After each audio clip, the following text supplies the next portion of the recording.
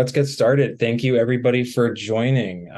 We are here today for Play Your Cards Right, how to adapt your GRC program to the modern tech stack. We're thrilled to have our speakers, Michael Rasmussen, Richa Tiwari, and James Darby. I'll let you guys introduce yourself, and then we can go on to the introduction or the agenda.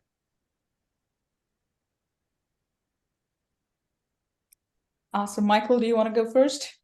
Sure. I'm Michael Rasmussen. I'm an analyst. I got 30 years total experience in this space and 23 of them as an analyst. I spent 7 years at Forrester Research as their top analyst. Got that award fairly regularly with them. And I guess my claim to fame is in a cold, snowy day in the Chicago office of Forrester.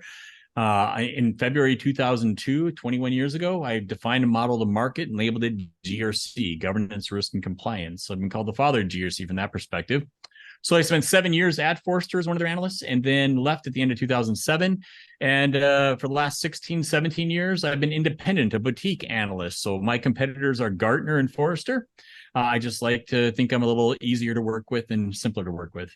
But my job is research. So I spend my days understanding what are the challenges companies face in the context of governance, risk, and compliance. And one of those big challenges, what we're talking about today, the whole era of trust in the cloud.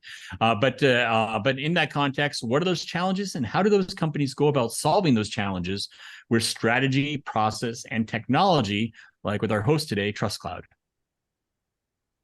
Awesome. Thank you for that. James, you want to go next? Absolutely. I am James Darby. I'm a founding member here at Security, and we are a Trust Cloud user. Kind of a serial entrepreneur. This is my third startup. I started out with a company called Carbon Black. They got acquired. I've been through this SOC 2 thing 3 times, 2 times manually, the third time with the trust assurance platform. And frankly, I don't know how we lived without it in the days of emailing evidence around. So I've been to this rodeo a couple of times.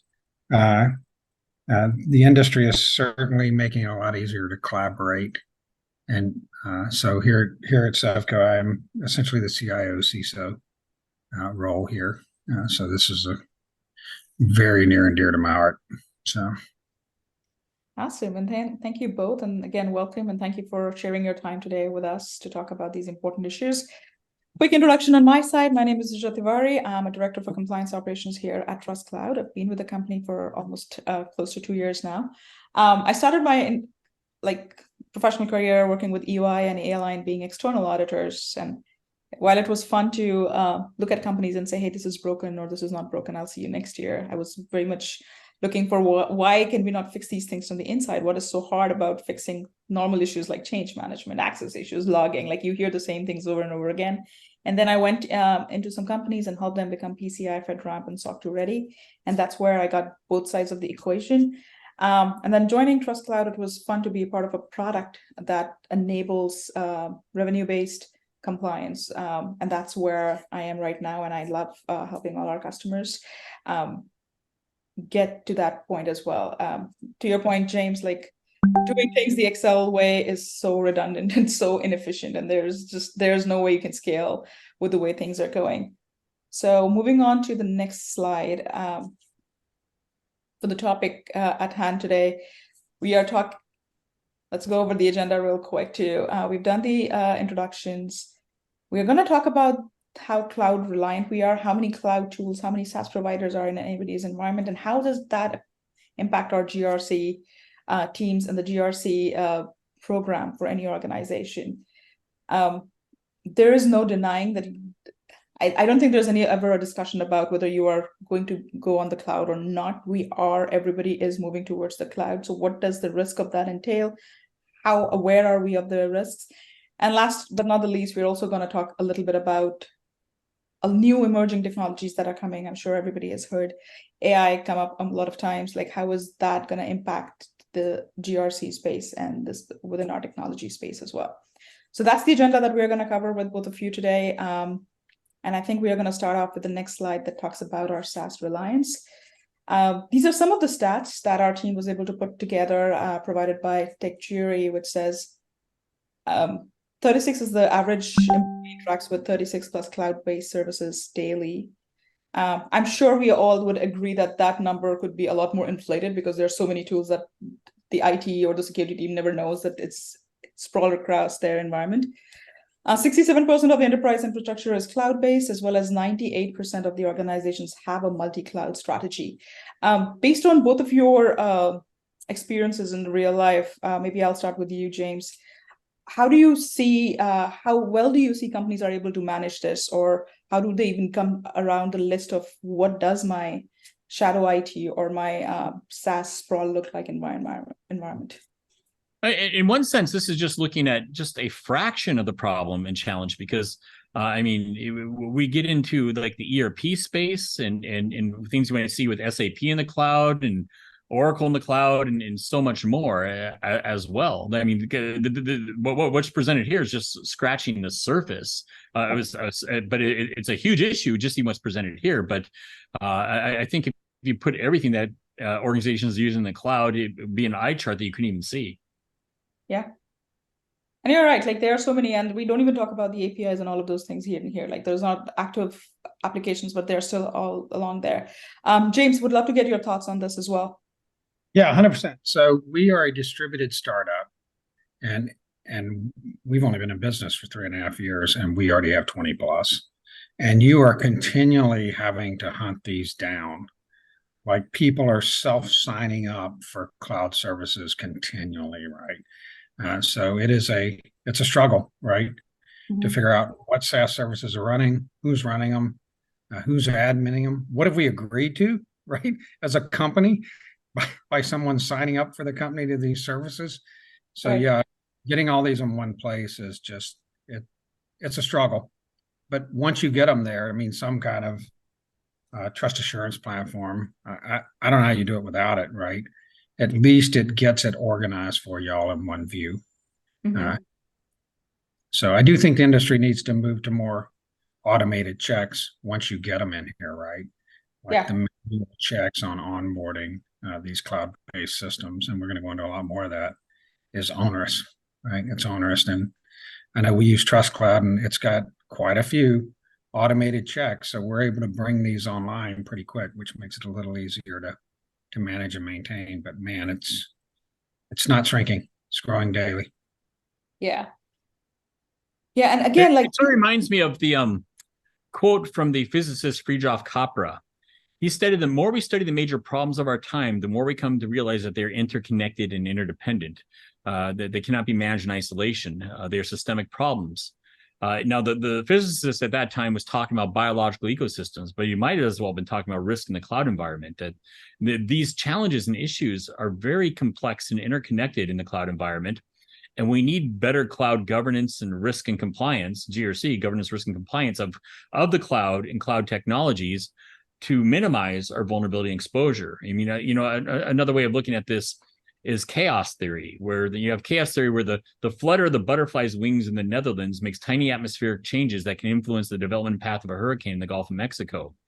That little issue in the cloud environment can escalate to become a big issue that impacts the overall organization, its strategy, its delivery, and its financial position as well. And so those little things matter. And so often things can be done in the weeds and go unnoticed if we're not governing this properly with the right technology. Yeah, and these folks, sorry. Yeah, these folks are downloading this stuff too, Michael, for a reason, right? Like there's productivity reasons to do it. To your point, we've just got to get our hands around it. It's not going to shrink.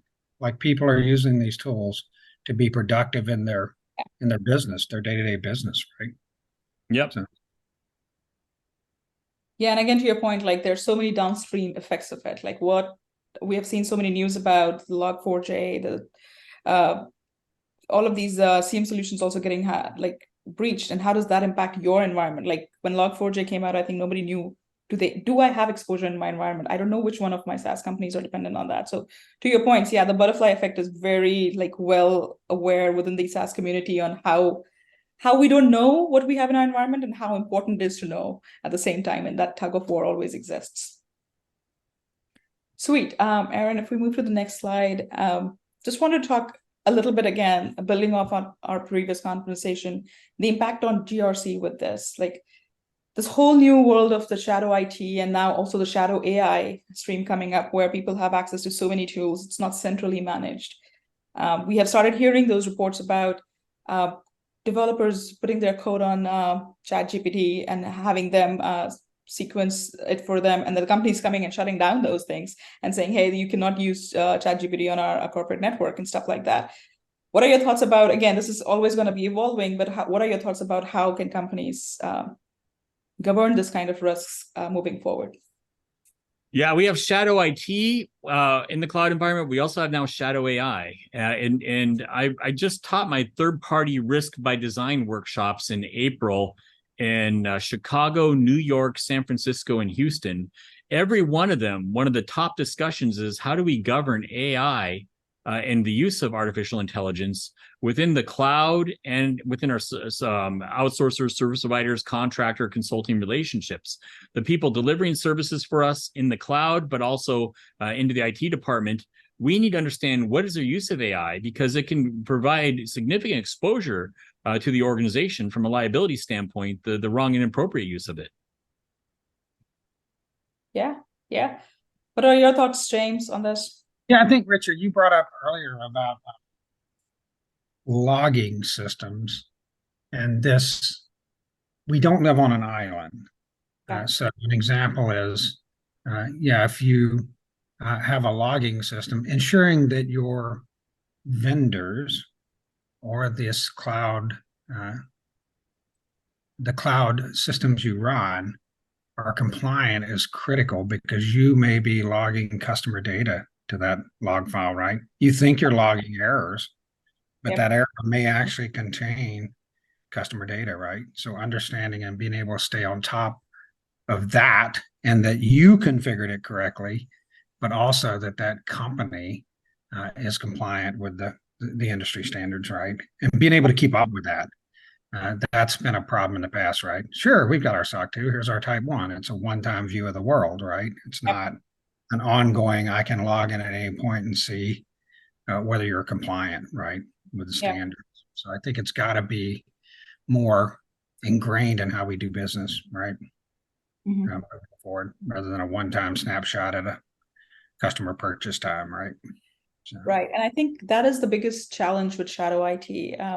You can log the stuff that you know that you have, so you're kind of logging those and putting that data into your centralized CM. But if you don't know what else is being used by your admins, your developers, and all of those things, you have no oversight over them. And those things are used so much more than we realize. And that's why in the beginning slide where it's at 36%, I'm like, that number probably is a lot more higher than what we are thinking, because a lot of us, myself included, use a lot of the tools that does not impact my work, but it definitely has on the same workspace and stuff like that. And how do you contain that?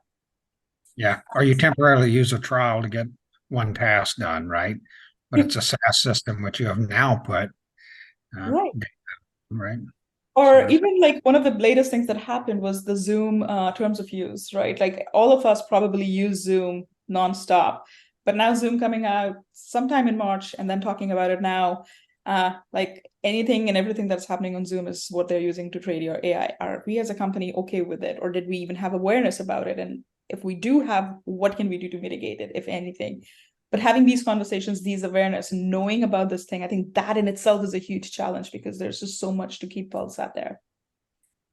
Yeah. All right, so Michael, this one is more focused towards you on in this ever-changing landscape of terms of uses evolving, your privacy policy evolving, your new tools coming, and your end-of-lifing stuff. How do you maintain the reliability and integrity of your GRC programs to keep it up to date? Continuously monitoring. I mean, it has to happen. I mean, this is not a point in time exercise where we do this once and then forget about it, or forget about it for a year or two. To address this risk requires continuously monitoring this risk on an ongoing basis, because our risk exposure changes as regulations change, as technology changes, or even doesn't change. There might be a new patch that comes out. The technology itself needs a change to minimize that risk. I mean, we have to keep up on so much. And so it needs to be a continuous monitoring type exercise to mitigate our risk exposure and address this. When addressing risk in this context, I think you also need to clearly think not just inside the box, like with traditional risk models and assessments, but also outside the box, creatively, and go through scenarios and things as well. Yeah. All right, like back to you, James. Yeah, I'd love to, because part of that keeping continuous monitoring and getting buy-in is you've got, and in the beginning, like SOC 2, when we were talking earlier, Rich, about we were sending around spreadsheets and screen captures and emailing them around. And that was a one-person show most of the time. That was one person collecting all that stuff and sending it all around. To get buy-in, it has to be in some kind of distributed environment where you can distribute the visibility and the responsibility out to you. Like, especially we're an early stage startup. We don't have a dedicated person, so that has to be a distributed owned responsibility, right? It has to be a shared responsibility, and you kind of get that buy-in when you do that, right? You have people coming to you, does this need to be included in our GRC, right? Like they now start to get, oh God, yeah, we got all these systems in here, we have to freaking, I'm responsible for this piece of it, right, over here in engineering, so should this be in our program, right? Does it need to be included in our certification? And I think that you have to get the buy-in, as Michael said earlier. You have to get the organization. It's not just a checkbox, right? You're actually doing things that fix and secure things. And that's how the program needs to be viewed, right? Yeah. And building a business case in this area, I think it's important to build that business case around efficiency. How much is it costing us in time and resources to do this in this ad hoc manner with a lot of people and staff versus in some type of automated manner?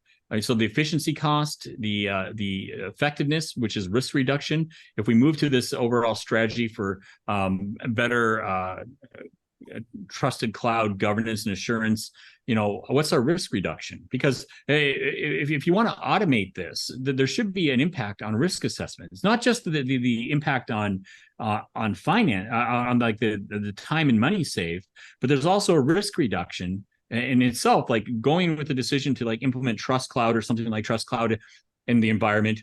There should be a measurable risk reduction in implementing that technology to be able to provide greater assurance here. Here's our inherent risk before Trust Cloud. We implement Trust Cloud. Here's our residual risk. How do we quantify that? And then what does this strategy and approach help us to be more resilient, to find issues and contain them before they become big issues, but also be agile in a very changing cloud environment and business environment and keep up with those changes?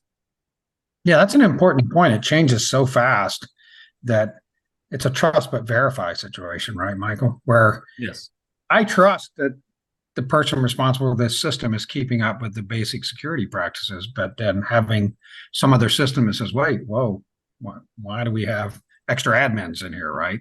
Yeah. It's not, it's human nature, right? People put things in place temporarily, and temporarily becomes permanently, right? So it's that whole trust but verify thing that has to be in place. And yeah, I think it's just to question everything, to your point too, like, why is this designed this way? Why is this user having this access? And the other thing, one of the points that we have on this topic is like reliably achieving objectives in the cloud. Again, like you have to have certain KPIs before you move into the cloud. Have a good understanding of that shared responsibility model too, because I think a lot of that notion of, oh, it's a cloud, it's somebody else's problem to manage this, and I'm just using it as a service. It doesn't really work like that. And I think a lot of the people go into SaaS solutions thinking this is quick and easy fix for this problem, I don't have to manage it. But that just always increases your risk posture, your risk footprint in the organization. Yeah, they're just a hosting platform most of the time. They're not going to take care of all your security and admin standard practices and so forth, right? They're not. Whether you encrypted your S3 bucket or not, Amazon's not going to take care of that for you. I mean, that's on you to take care of. So you're right. People think I've offloaded the responsibility to the cloud. I'm good, right? No, you didn't. You offloaded the computer you used to have in the corner to some processor in the cloud, right? But you didn't offload the responsibility. So awesome. And then, Michael, I would love to get your take on the agility part of it too. I think you put it into the perspective that so many changes, you have to be quick to change course and attack. But how do you think people are adapting to this ever changing security space, and what have you seen that works good, and where do you think the companies are lacking? Well, I mean, the good, the bad, the ugly, huh? Yeah. um, honestly, there's a lot of companies that are struggling with a lot of manual processes and approaches. I mean, a lot of governance of the cloud reminds me of the Winchester Mystery House in San Jose, California, that, over 38 years, 147 different builders built the Winchester Mystery House. And at the end of the day, it cost $5.5 million to build in the 1800s. It's one very expensive house. It has stairways that go up or down to nowhere. Doors are open to walls or 20-foot drops. It doesn't make sense because it had no design, no blueprint, no architect. The same thing is with this cloud environment right now. Over the last, not 38 years, but over the last, 5, 6, 7, 8 years, we've got 147 different cloud environments and things going on. And nobody's like really addressed, how do we govern this? We need to step back and design our cloud assurance and governance and how we approach this. And we have to be agile to keep abreast of all the different changes that are happening in the environment and to make sure that we're not being exposed to things like shadow IT and all this. It requires strong centralized policies on cloud governance and assurance and structures around that is then automated by technology, because a lot of organizations are trying to manage this with a lot of, some staff, and sometimes they're not even adding staff, and they're scrambling and they don't have time to get this done, where technology can be used to monitoring and provide assurance on controls on not only a regular basis, but a continuous basis. And yeah, that's a good point. Like the talent gap is real, right? So if you have a lot of personal changes, you're losing out a lot of the tribal knowledge unless you have a technology that remains an anchor throughout your company's experience, so that you're taking the key policies, the key controls and everything year over year. So you're having a standard baseline in place and improving on that, rather than, oh, we have a new CISO, so this is the new thing that we're going to follow. Oh, we are changing this person, now this is a new thing follow. And that leads back to that design with doors leading nowhere. Plus just external policies changing so rapidly, right? Trying to keep up with that. I double down on Michael's comment that people are busy. They want to do the right thing, right? But we've got layoffs. People are just doing double duty these days, trying to keep up with all the latest and greatest things that need to happen. You have to have some help with that, right? You have to have some platform. You certainly have to lay out your architecture and your structure and your security program up front, but you have to have some help keeping up with this stuff. It's changing so fast that it's hard for a person to keep up with it, because it's an yeah, you have to have an anchor to help your teams, give them very effective duties on what they need to execute, whether understand the whole picture and figure out what component they need to do. Completely understood. Aaron, can we move to the next slide, please? Awesome. So this one, again, like I think we have spoken about the problems. This is more about operational, like with both of your experiences, how do you have seen customers evaluate and mitigate these risks? Like, and there are different processes. Of course, the NIST has all of these key processes too. Like, how do you identify, how do you protect, how do you assess, and then how do you respond or mitigate those threats? So, James, I know since you've worked in multiple corporations, like how do you see these milestones being implemented with them? So earlier I talked about getting buy-in and distributing responsibility, right? I think it's awareness for sure that, hey, we're going to build this thing on a secure foundation. Here's how we're going to build it. But trying to keep up with that identifying piece if you don't get buy-in for the larger group, and distribute some responsibility for their area, right, to them, it is a never-ending battle, right? So I think you've got to have a strong foundation, as Michael alludes to, right? But then you've also got to have buy-in. People have to own part of that process, right? If they own it, they'll fix it, right? I mean, I'm really into that. Like automate, protect, and assess. Like we didn't do a good job in the past. That's what I'm going to say. We did not do a good job in the past when we had spreadsheets and screen captures and we were just going through the motions, right? We didn't have anything verifying that it actually was secure, or it actually was fixed, or did actually meet the policy, right? Yep. We were making that up site by site. There was no tribal knowledge. There was no larger group, right, helping you out. So I think that it is a group effort, is what I've found. And you've got to get buy-in in the beginning. You got to distribute responsibility, and you have to have those folks understand their role in the overall program and why, right? It's not just a checkbox, right? A SOC 2 Type 2 is not just a checkbox. It's assurance to your customers that you're following the standard security practices, right? And that's being looked at continually by a third party. So yeah, I think you've got to have some automation. You've got to have distribution of responsibility, and you got to have folks on it right across the group. Yeah, that's a game changer. Like communicating the why helps bring their ownership into the controls too, and that's like they understand it. It's easier for them to execute the task versus saying, "Hey, go do this." And I think that's where you shift the accountability from them saying, "Hey, I want you to do this," versus "You got to do this because this is your domain, this is your area. You want to make That's that." literally what we were doing, right? Yep. We were saying, "Hey, IT admin, send me a screenshot of the password policy," right? So Right. what we were doing.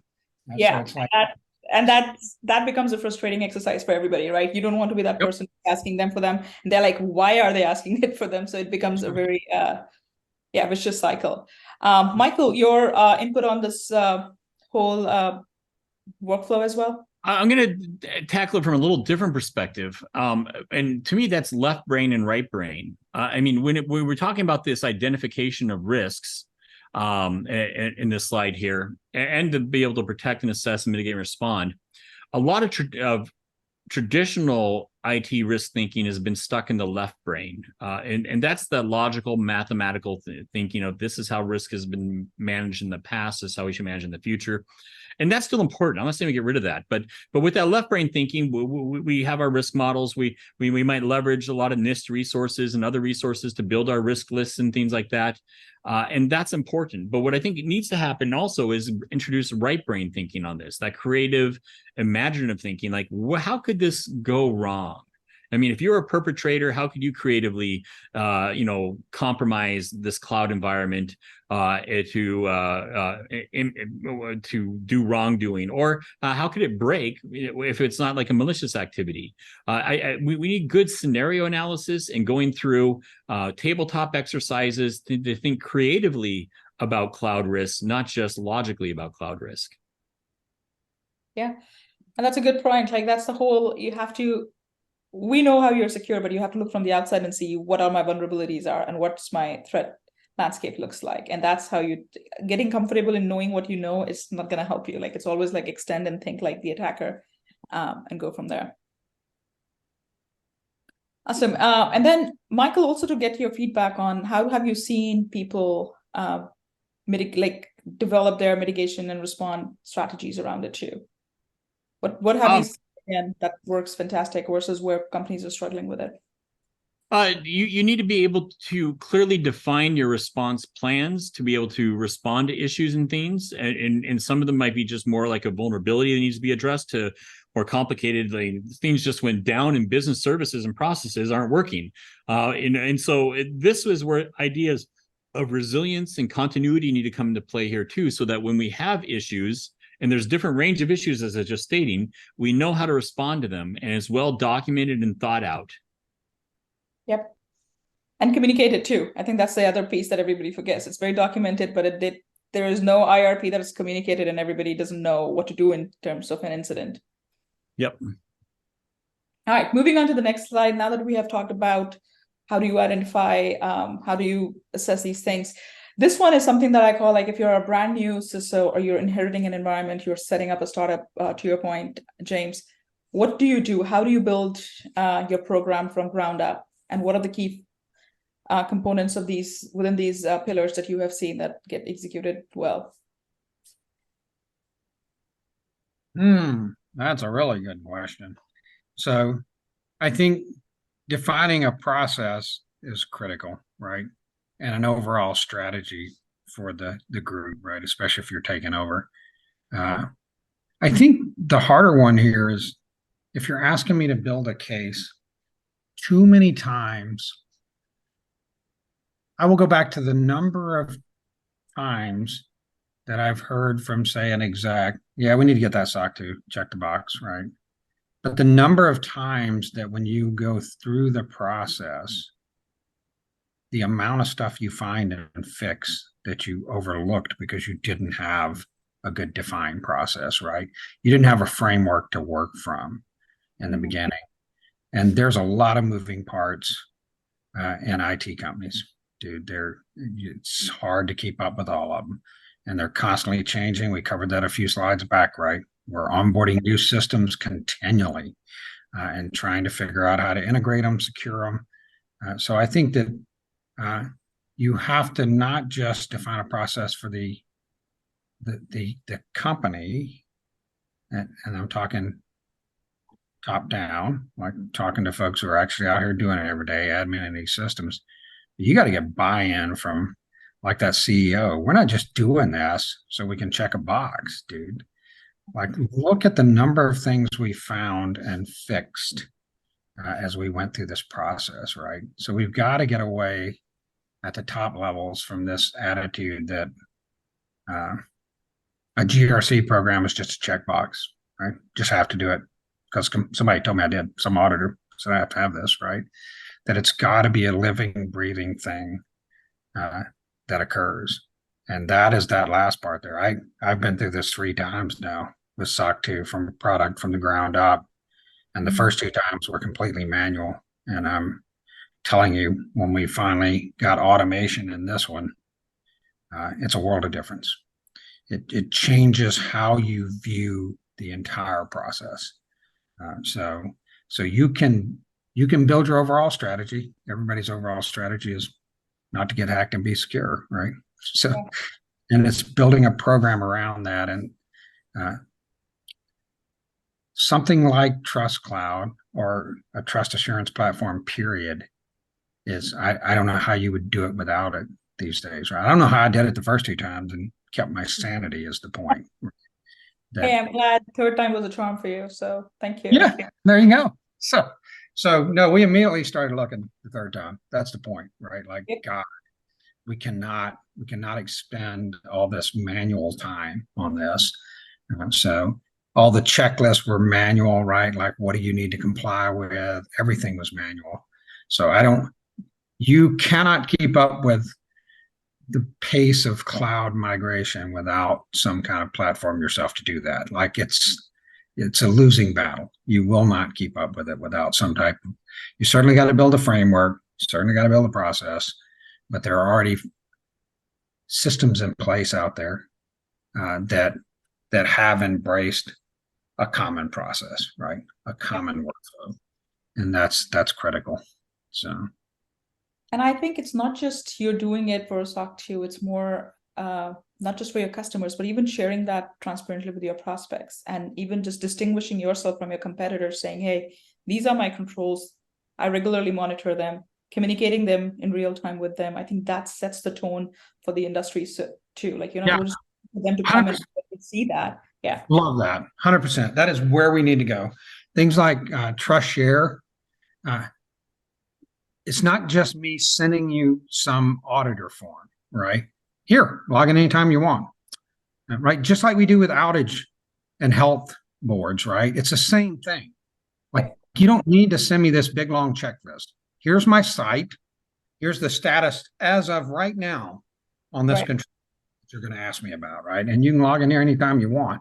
So it's more of that, not just us saying it, not just a one-time thing. So I love where you're going with that, Richard, because that's been huge. Like, you can send me all these checklists because as we're bringing on customers, or I can just share my site with you. Like, you don't, we are fully transparent. Yeah, and it's a huge competitive advantage too, right? Hey, my competitors are doing it because they probably don't have these things implemented, or maybe they do, they don't know, have a way to communicate it. It's ad hoc, but here's ours. It's always available. Well, hopefully people will start asking for it. That should become the norm, right? Yeah. Like, no, I want access to your real-time controls. Like, I want to see where you are. And again, that's so empowering to get that team buy-in too, because now everybody knows the why. you don't have to keep saying the why again. Like, hey, this is shared in real time Yeah. publicly. You know the So why. So let's when not we first reinvent the wheel, have these conversations. Like, this is why. when we first brought it up internally, that was legal ask, right? Like, what? Yeah. You're gonna do what? But yeah, we're going to share this, right? We're going to share this because this is how it should be done, right? You should be transparent, right? It shouldn't be a one-time questionnaire you fill out at the beginning of the journey, right? Here it is. We're following the best practices and we're keeping our stuff secure. You can see stuff like whether we're encrypting uh, yeah, in trance and at rest, all that stuff you can see. You don't need to take my word for it. It's right here, right? There you So, go. It's a game changer. Michael, your thoughts if you're inheriting a brand new environment, how would you go about building these milestones? How would I go about building these milestones? I would very much assess the current state of what are we doing today, because there's something's being done already. It could be like ad hoc. We're doing something firefighting when somebody's screaming at us, to very integrated. And so it would start with a good understanding of what the current state is, and then what is that ideal future state in 1 year or 2 years from now, depending how complex of a project. I don't like going out beyond 2 years because the world's too dynamic beyond that. And so the first step is to understand what the current state I'm inheriting is, and then what is that ideal, the optimal state that I need to be at, and what's my roadmap to get there. The second part of that's going to be understanding who needs to be on board, what departments, what areas of the business, from like the business users and people that need to be part of this strategy and providing feedback into it. And that's going to include, the IT team, obviously the IT risk and security team, but also the broader, IT department and its capacities. Obviously, I think also continuity, resilience needs to be part of it. There's the role of audit to provide assurance in this area. They need to be on it, as well as representatives from line of business. So who needs to be part of the strategy? The third element is what's the technology we need, like Trust Cloud, that can help us achieve this future state that we need to implement and work with. And then from there, break things up into stages that are achievable, because if I'm inheriting this already, that could be a very complex environment. And I've got to understand where our greatest risks are and address those first before I get onto the not so risky areas. But then, throughout all this, we need to be able to embrace and be ready for change, because we might have a merger acquisition that brings in completely redundant or new cloud systems. And it could be a huge risk exposure that all of a sudden pops up and the world's coming down on us. We need to be ready for change. Yeah, that's true. Change is the only constant, right? And I think in the IT space, InfoSec space, that's even more true. Like, it's always encouraging. And also, if you're going through an M&A or even a divestiture, I think people don't know what happened where, like whose controls are aligned with who's the parent control, what am I inheriting? So there's a lot of nuances that go in there as well. Awesome. Moving on to the next slide. And again, I think, James, you kind of attributed a lot of things to this. And going up with our casino theme, we just wanted to say, like, with Trust Cloud, with our product, you have literally hit the jackpot with all of these things. It's just not just the check the box compliance. We are a trust assurance platform, and we regularly monitor your controls for you. You're able to share that transparently with your customers. You're able to share that data in real time with your auditors as well. And then we also have what we call our AI ML-driven security answering tool, trust share questionnaires, and that helps to speed up that cycle. And this is where we call about the revenue generating compliance, because all of these things help differentiate you from your competitors, make your security posture a lot more vibrant to your customers, so customers and prospects, so they can always come and self-serve what you're doing there, and then overall reduce your financial liability and risk. And the reason I say that is because you now have a very transparent posture with your external facing entities, irrespective of, oh, I answered this last year this way, and this year I'm answering it this. What is the drift, and what does that open me up for? So a lot of things, and we have a lot of the customers like you, James. Thank you again for being such an great champion for us here at Trust Cloud. But anything else that you would like to add, James, to this list? Yeah, I think I mentioned we're a startup, and something that was critical. So when you're starting from nothing, and you have a product to produce and sell, or you have a shoe business to get shoes out. Your business is shoes.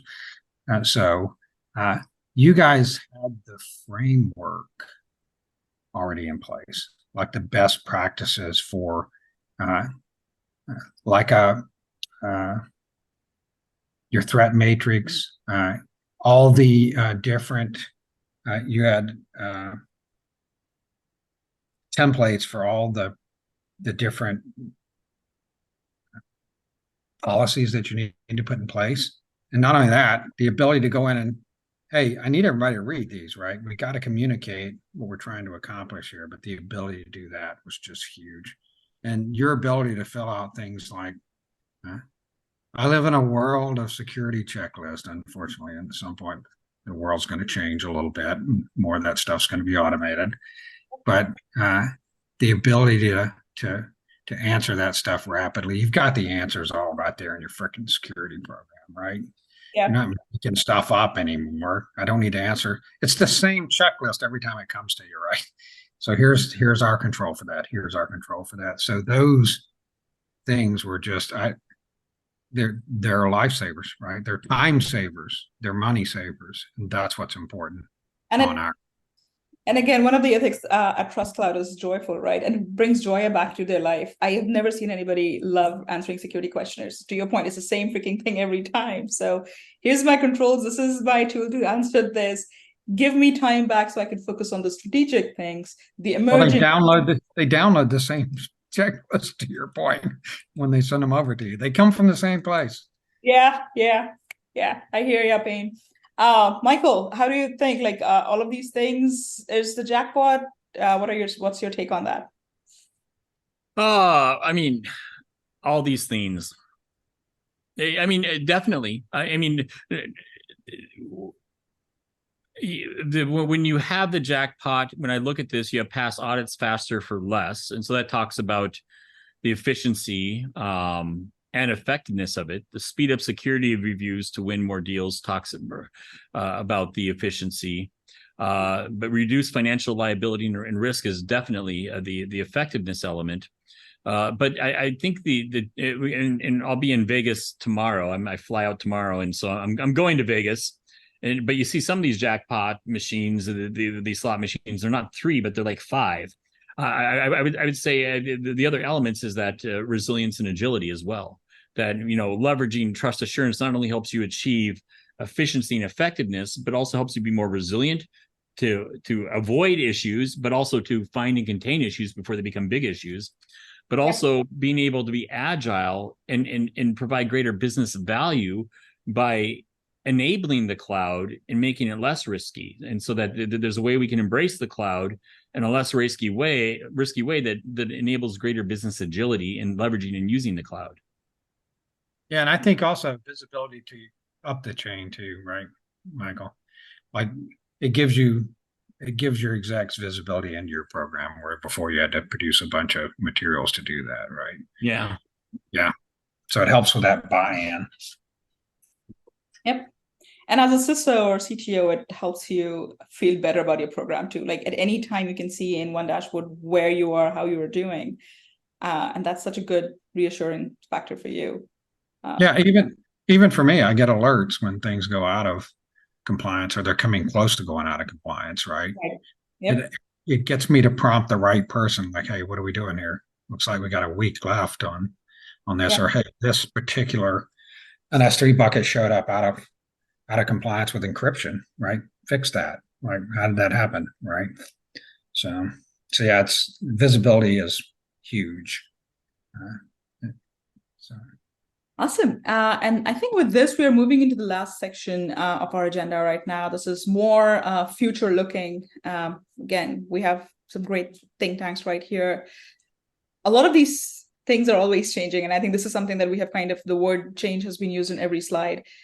With artificial intelligence coming into the mix now, I feel like it's pervasive from health tech to fintech to infosec. Like all of these things are going to have been leveraging AI and are doing it a lot more intensely now. What do you think of the risks and the opportunities presented by them, and how should we start wrangling them up now?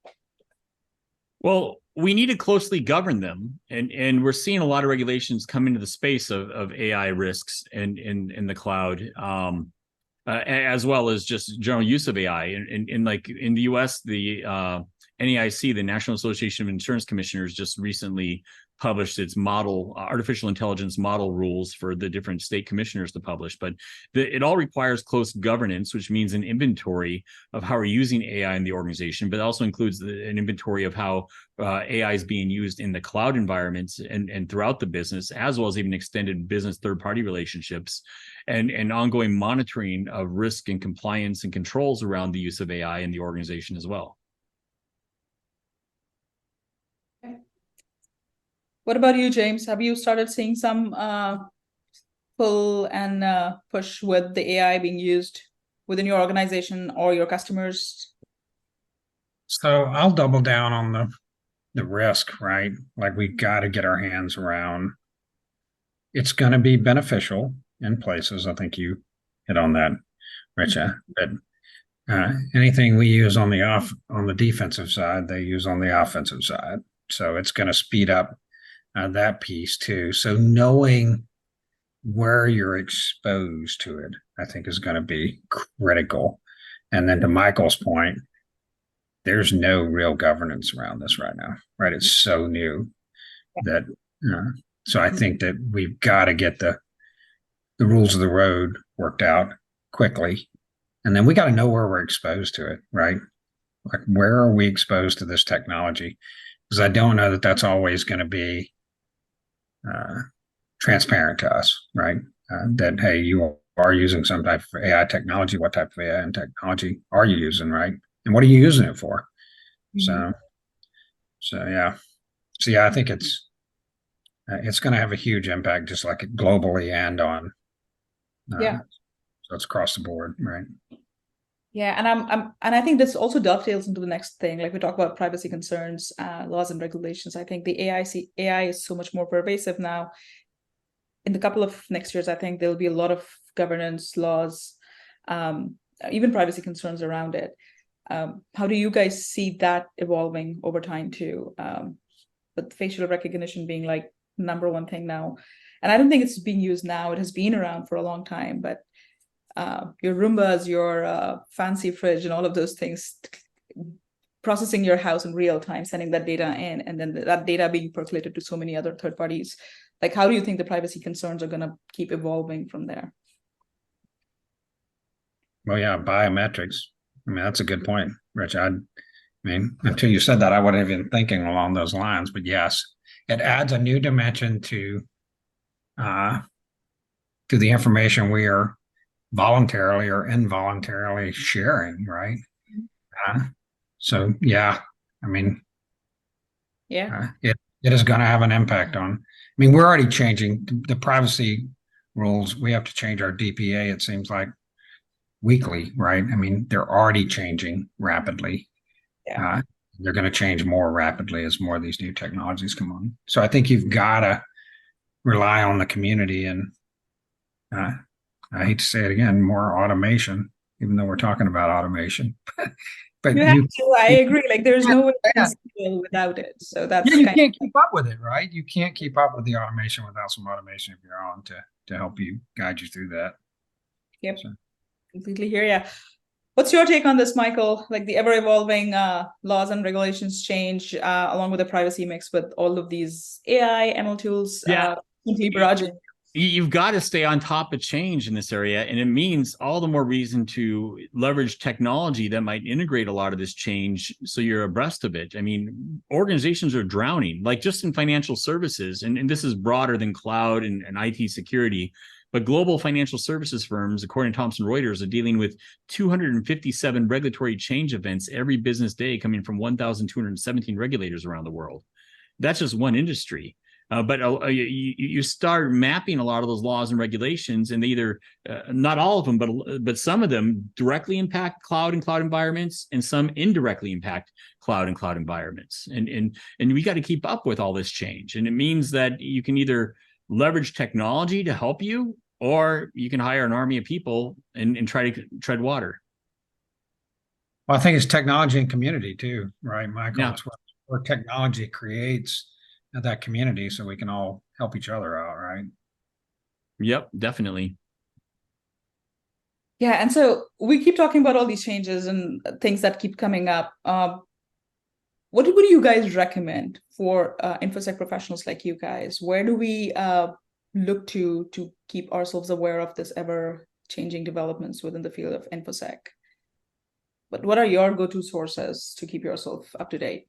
Well, I mean, I'm not to be biased, but I actually like one that I produce with the grcreport.com, which is a good news source. Now, of course, it's broader than just this area, but there's definitely the GRC report. But, I subscribe to a lot of like LinkedIn groups and newsletters, to, letters from law firms and other like security experts and pundits out there that are speaking on this to keep abreast. Yeah, I follow Michael's newsletter. I get it once. So, no, I do actually get it once a week. But we have a person on staff who is a compliance officer, and that's what he does for us, right? He keeps up with all that, whether part-time or full-time, right? It's just too much for one person to kind of keep up with unless they dedicate the time to it. But we do, even with things like the trust assurance platforms, they've got to get more into that, right? Where they're letting you know that these changes are coming and it's going to change this control and it's going to, right? I mean, it's got to be a community effort is the point. Yeah. And it also depends on the industry you are in, the kind of data you have, the regulations in the states you are, where you are working, all of that. There's just so many layers that keep going into it to make it complicated. Oh yeah, you start taking credit cards, suddenly you're PCI, right? I mean, you start working with the government, there's some ISO cert you got to have, right? I mean, yes, there's a lot of regulations and rules of the road out there, and most of them are overlapping. That is where Trust Cloud helped us a lot, right? Most of them are overlapping. There's the same controls across all of them, and you're already halfway to most of them, right? Without starting up. So yeah. One of our customers, they got us cool, like an ISD as a customer. And that's a whole new undertaking, right? It's not the same as you go. Now you're dealing with children's data. So that's exponentially a new ballgame that opened up for you that we didn't think about it before. But suddenly you're dealing with medical data when you're in a hospital somewhere, right? Yeah, it's just, keeping up with that is, wow. All right, I know we are on our last 5 minutes. Aaron, you want to share some Q&A with us? Yeah, if anybody has any questions, please feel free to submit those right now. We do have a couple that came in throughout the presentation. First one is, when you're working with many different vendors, how do you keep track of all the different terms and conditions, security clauses, and all the things associated with contractual obligations? I mean, definitely having the right subject matter experts on board to ensure that you have those clauses and things that they're current in the environment. Yeah, we actually, and I don't remember the name of it right now, but we have a contracts monitoring system that keeps up with that, because like each customer can have a different terms and conditions, right? And then what we agree to when we use our vendor onboarding, we put all that in there too to make sure we're complying, right? That we know what we should be complying with, right? So. Great. And then the next one that we had come in was, how do you make it easy for your team to adopt risk management measures? Trust Cloud, did I get the answer right? No, we do 100%, right? So, what it's allowed us to do with the different teams and distribution of controls and then visibility over those controls, that's 100% what we use, right? Early on, I don't think you had teams, but we pushed, and I think we got teams because that's kind of how we work, right? There's an engineering team over here that has a couple of systems that they manage. So just the ability to put that in some kind of organizational structure within a technology stack and then assign and monitor progress is huge, right? I can't overemphasize how much that helps, right? I even had one of them say, well, when am I through with putting evidence into this when you give up administrator rights on the system that you own, right? You're never through with keeping up with this. So as long as you own the system. So Nice. Michael, what are your thoughts on like how does somebody get started on the risk management piece? How do we get started on the risk management piece? I mean, you need to clearly identify what your risks are, and one of the things that I think you really need to make sure is that you don't just always look at your risk registers and what you've used in the past, because those change, and there might be new risks, or some of the old risks might have fallen off too. And so, but most of us have some type of risk register or list, and that's a good starting point. But we need to be able to clearly look at those lists and say what's missing, what's obsolete, what's changed on this list of risks. But we all start with that risk identification process. But another thing to really understand in the risk management process is what's the objectives. I mean, risk doesn't happen in a vacuum. And if we look at ISO 31000, the International Standard on Risk Management, it defines risk as risk is the effect of uncertainty on objectives. Every cloud environment we have, it's there for a purpose. What are the objectives of using that cloud environment? And then how are we achieving those objectives? And what other objectives needs to go into that, like even security objectives around confidentiality, integrity, availability, those elements as well. But also what are the business objectives? And when we evaluate the risks in the cloud environment, it's clearly important that we also need to understand what the objectives are too that we're trying to achieve. And I think this dovetails into the next question. Aaron, if you want to read that out that we have received from Giovanni. Yeah, how do you get existing vendors to respond to their security risks, especially large companies like Amazon, Microsoft, Oracle, etc.? Hire thugs to go out and threaten them. I was going to say, Giovanni, we're in the gambling scenario and things here, and pay your depends on how big you are, right? Too, like yeah. we're a pretty big consumer of Amazon, so we have our own dedicated customer success person that we meet with weekly. But it's not easy, right? That's a really good question, because the Microsofts with Azure, and if you're platforming something, and Amazon, they're massive, right? If you're not a massive customer, they're probably not going to listen to you, right? So yeah, that's an industry problem, I think, across the board. The bigger they get, the less they listen to you. I mean, if it's severe enough, you post it, right, and you get the community talking about it. So, but yeah, it's hard. They kind of own the road, right? Yeah. So the only thing I can add to something like this is when you are you're using such big vendors, of course, you know, that big fish will make an impact to them. It comes down to your risk. How much is that risk impacting your business risk? And what can I do to mitigate that risk? I cannot control what Amazon or Oracle is doing, but let's say if the Virginia region keeps going down multiple times a month, that's a risk for me. How do I mitigate it? And I think that's the biggest exercise in the risk mitigation. Like, what is in my control versus what is in the vendor's control? And then how do I cushion myself from that impact? And that's where multi-cloud strategy and all of those things come, which sounds good on paper, but I also understand small companies don't have that much cloud, right? I barely have the budget to invest in AWS. I cannot go into a multi-cloud territory, but that's whether you have the risk conversations going too, right? If your customers or your sales teams bring people who want an SLA of less than 1 hour, it's like, okay, to fulfill something like this, we need multi-cloud or something like that in place. Well, it's also identifying. You hit it there. It's mitigation. Like when you're architecting your system, you need to make sure that you have the ability to mitigate all those risks that you identify. Like this could happen, this could happen, this could happen. How do I mitigate it on my end? And it may just be an architecting item, right? It doesn't necessarily mean you have to punch Amazon in the nose, right? It's just, hey, maybe I can mitigate myself. But yeah, that's that should be a fear across the industry. Yeah, if the big ones get compromised at the core level, like everything you own and do day to day runs on them, right? It's a real concern. But that's a good question, Giovanni. That definitely is something that keeps going around all the time. And you have to understand at the end of the day, what's the impact of my business and how much can I control it?